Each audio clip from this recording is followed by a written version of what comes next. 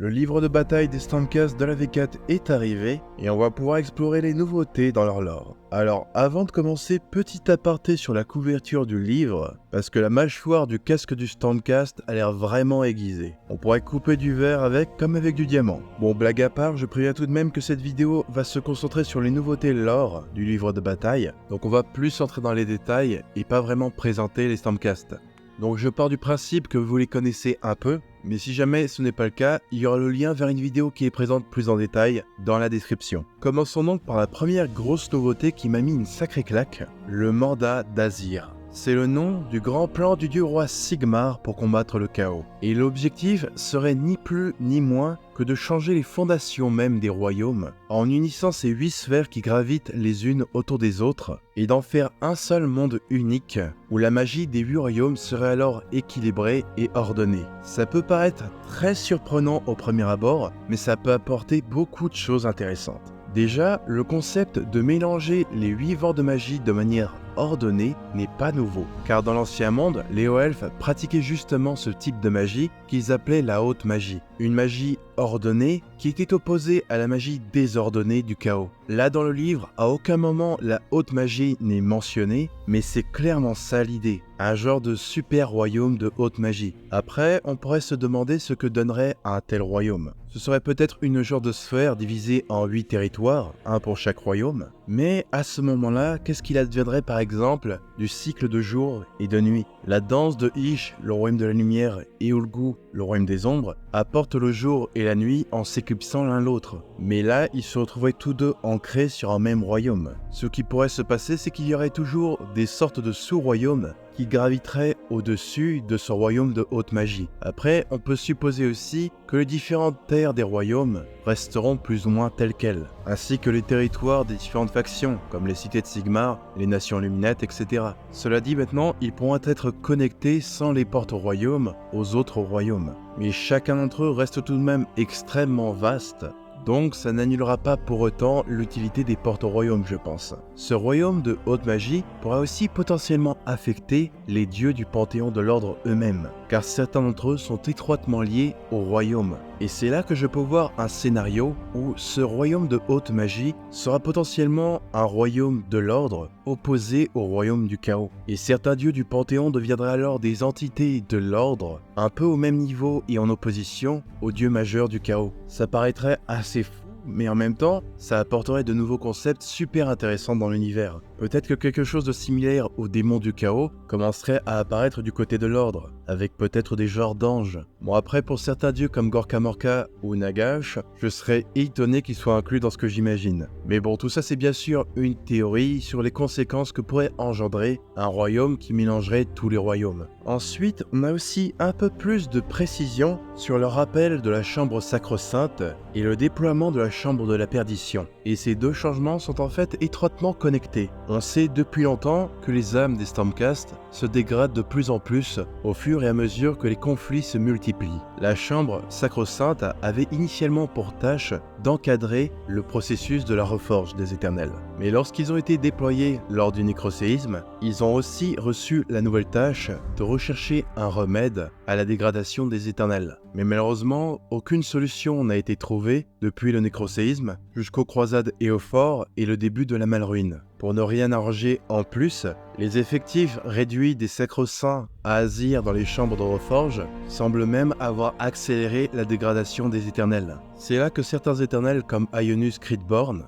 qui lui aussi cherchait désespérément une solution, ont fini par simplement accepter le fait que le prix qui avait été payé par les éternels était inchangeable et permanent. Les sacro-saints ne semblaient pas pouvoir arranger les choses, et encore pire, leur absence à Azir les empirait. C'est pourquoi Sigmar, à contre-cœur, n'a eu d'autre choix que de les rappeler à Azir. Cela dit, bien que la majorité ait obéi à cet ordre, apparemment certains ont choisi tout de même de continuer la mission que leur avait confiée le dieu roi, ce qui ne semble pour l'instant pas être vu comme de l'insubordination. Sigmar ne semble avoir pris aucune mesure pour les punir, et ils ne semblent pas vus comme des traîtres. D'ailleurs, la seigneur Arcanum Astrea Solbright va peut-être aussi décider de continuer à chercher une piste qu'elle a trouvés lors des croisades et au fort. Donc au final, il reste toujours des sacro-saints dans les royaumes, même si la majorité est au royaume des cieux. Et d'ailleurs aussi, tant qu'on est sur les sacro-saints, je voulais aussi apporter une petite précision sur le fait que tous les mages éternels ne sont pas forcément des sacro-saints. Parce que j'ai un peu l'impression parfois que c'est peut-être une petite idée reçue. Les sacro-saints sont des experts dans un aspect spécifique de la magie des cieux, mais d'autres, comme les cénacles de l'orage, manipulent d'autres aspects. Dans la structure des hostes, ils n'appartiennent pas vraiment à une chambre, mais font partie du temple Valedictor, un des échelons de commandement en dessous du seigneur commandant de chaque host. La recherche d'un remède étant maintenant abandonnée, une solution pour gérer le mieux possible la dégradation a alors été adoptée. C'est là qu'entrent en scène les chambres de la perdition. Leur initiative a été poussée par Aeonus, comme on l'a dit tout à l'heure, mais aussi par une autre éternelle, Iridan, le témoin. C'était à la base une seigneur célestante qui s'était démarquée de ses pairs pour sa mémoire quasi parfaite. Une mémoire qui semblait perdurer même après ses morts. Quelque chose qui était à la fois une bénédiction et une malédiction, car l'un des rares avantages des autres éternels était de pouvoir oublier leurs souffrances et aussi celles de leurs frères et sœurs éternels. Toutes ces horreurs pour Iridan cependant étaient restées claires et limpides dans sa mémoire. Et cela signifiait aussi que plus que tout autre, elle pouvait pleinement réaliser l'effacement progressif des autres éternels qui l'entouraient, condamnés à les voir souffrir éternellement sans pouvoir connaître la paix du repos éternel. Mais c'est alors qu'un autre être entra en contact avec elle et lui a montré une nouvelle voie. Son chemin l'a conduit à un temple du dieu de la mort, Morda. Ce temple était gardé par un griffon lié à ce dieu, semblable à un corbeau, que l'on appelle aussi les Morgriffes. Cette créature nommée Ariax a accordé à Iridan le passage. À l'intérieur du temple brûlait une flamme sacrée qui était les derniers vestiges du dieu Morda. Là, elle fut submergée de visions et a été choisie pour devenir l'avatar de ce dieu. Elle commença ensuite à partir en quête de ses compagnons les plus en souffrance pour les libérer de leur cycle sans fin. Et avec un coup de sa hache, nimbée des flammes du dieu de la mort, elle a été la première à apporter une mort permanente à un éternel de l'orage. Suite à cet acte, elle a naturellement été convoquée au palais du dieu roi lui-même pour répondre de ses actes. En écoutant son histoire, Sigmar comprit qu'elle n'était pas une assassin, mais qu'elle était l'annonciatrice d'un changement qui devait être apporté à ses enfants de leur âge. Une paix méritée qui ne pouvait se résoudre à leur apporter lui-même. Il retira à Iridan le titre de seigneur célestante et lui confia à elle et à Ionius Cridborn de créer les chambres de la perdition. Ionius commença à construire les citadelles mornes, où seraient envoyés les éternels proches de leurs limites. Elles ont été fondées dans les recoins les plus cachés des royaumes, des endroits à l'abri des regards et qui apporteraient le plus de calme possible aux réclusiens. Iridan, quant à elle, a fondé l'ordre des Mémoriens, des individus qui, comme elle, auraient la tâche de se souvenir des actes d'héroïsme des réclusiens et d'être sans cesse à leur côté pour leur rappeler lorsqu'ils auront oublié. Des assistants qui sont en quelque sorte leur mémoire vivante. Les Mémoriens sont généralement d'anciens amis ou encore des descendants de ces éternels et ont juré de les suivre et de les guider pour s'assurer que leurs derniers actes soient pour quelque chose en quoi ils croyaient avant de sombrer. Leur tâche est donc de soutenir les esprits des éternels le plus de temps possible, tout comme maintenant la tâche des sacro-saints est de retarder le plus possible l'érosion des éternels. Sans remède, la solution aura été d'étendre au maximum la durée de vie des éternels aux différents stades où ils se trouvent. Iridan n'aura pas été la seule à recevoir la bénédiction de Morda. Les seigneurs vigilants ont aussi reçu cet honneur en étant eux aussi choisis par l'un de ses messagers, les Morgriffes. Comme les réclusiens, ces éternels sont aussi passés au-delà de ce qu'ils appellent l'œil de la tempête. Tant qu'un éternel reste dans l'œil de la tempête lors de ses reforges, l'énergie de la tempête qui sommeille en eux reste calme et ils arrivent plus ou moins à rester entiers. Cependant, quand ils passent au-delà, c'est là que les éternels doivent devenir des réclusiens, car il reste trop peu de leur être pour contrôler l'énergie de la tempête. C'est là qu'ils peuvent devenir des spectres de foudre, des êtres élémentaires instables et destructeurs. Donc malgré cela, les seigneurs vigilants ont la particularité d'avoir bien plus de contrôle au-delà de l'œil de la tempête que les autres. Le rôle des seigneurs terminos a aussi été créé, qui ont la tâche d'exécuter ceux qui ont atteint leurs limites et de leur apporter la paix, tout comme Iridan. des chevaliers Azyros ont aussi été envoyés pour soutenir la chambre de la perdition. Grâce à leur lanterne, qui range ferme l'énergie bienveillante du dieu roi, ils peuvent aider à apaiser l'esprit des réclusiens, ce qui peut leur faire gagner encore un tout petit peu plus de temps. Tornus, le repenti ou l'affranchi, est d'ailleurs parmi leurs rangs. Il était anciennement un chevalier Venator qui avait réuni un groupe nommé les Affranchis, des éternels qui durant leur vie de mortels avaient été forcés de devenir des serviteurs du chaos, mais qui s'étaient ensuite repentis à leur mort. Tornus a par la suite demandé au dieu roi de faire partie des chambres de la perdition pour pouvoir aider ses frères qui sombraient d'une manière similaire à la façon dont il avait lui-même sombré durant sa vie de mortel.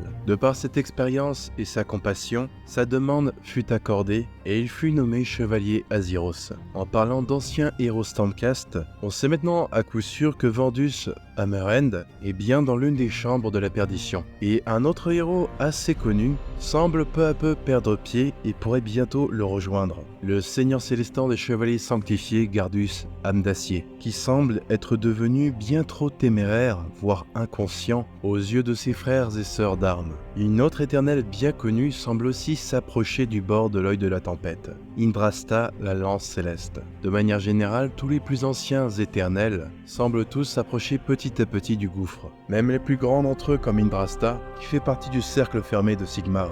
Voilà donc pour les informations pertinentes que j'ai pu trouver sur les chambres de la perdition. Une autre nouveauté est le seuil de l'orage, une sorte de point relais qui sert de pont céleste et qui permet aux éternels de pouvoir se déployer sur de plus grandes distances. Presque des sortes de porte-royaumes, mais que seuls les éternels pourraient emprunter. L'une de ces deux extrémités mène directement au Sigmarabolum, une sorte de station spatiale qui se trouve dans les cieux d'Azir et qui ressemble à une sorte d'anneau construit autour du noyau du vieux monde. L'autre extrémité du seuil, quant à elle, mène vers l'un des forts de l'orage qui sont généralement établis proches des cités de Sigmar. Ces portails assurent donc une grande mobilité aux éternels et leur permet de se déployer plus rapidement un peu partout. Un atout qui vient aussi en un sens équilibré, le fait que leur nombre diminue de plus en plus. Il y a aussi d'autres éléments dans le livre de bataille qui je trouve apportent beaucoup de nouveautés. De nombreux passages, on peut directement lire les pensées des éternels ou des dialogues qu'ils peuvent avoir entre eux ou avec des mortels. Ça permet vraiment de voir les choses de leur point de vue et de mieux comprendre ce qu'est être un éternel. Par exemple, il y a un passage de Gardus, le gardien Akshien, que l'on peut voir dans le groupe d'Anivertol des Sauveurs de Cinderfall, et où ce seigneur castellan partage un peu ses peurs et ses espoirs, aussi bien les siens que ceux des autres éternels. Il y a même un passage où il raconte sa rencontre avec Sigmar. On apprend comment Valius le voit, mais on voit aussi comment le dieu roi lui-même se comporte avec les éternels. D'après les dires de Valius, Sigmar lui avait demandé de lui raconter ses combats et ses batailles. Il semblait l'écouter avec un grand intérêt. Alors qu'il racontait, il pouvait sentir un regard ardent dans ses yeux, qu'il reconnaissait comme ceux d'un guerrier qui voulait combattre, mais qui avait été contraint à laisser ses armes de côté pour laisser les autres combattre. Il avait été un roi guerrier qui avait mené de nombreuses batailles, mais un dieu doit commander. Il y a aussi un autre passage où Valius discute avec Anivertol et où ils échangent sur la perte de leurs compagnons au combat. Aniver voit les éternels comme chanceux, car contrairement à eux, ils ont une chance de revenir. Mais Valius lui expose vraiment ce que signifie être éternel, comme nous le savons en tant que lecteurs, mais c'est quelque chose qui surprend grandement Aniver, car la plupart des habitants des cités de Sigmar n'ont absolument pas connaissance de cet aspect des éternels. Depuis le début de la V4, il y a vraiment de plus en plus ce genre de passage qui nous met directement du point de vue des habitants des royaumes mortels. Et même si ça ne nous apprend pas vraiment techniquement quelque chose de nouveau, mais ça peut permettre à certaines personnes d'appréhender plus facilement l'âge de Sigmar.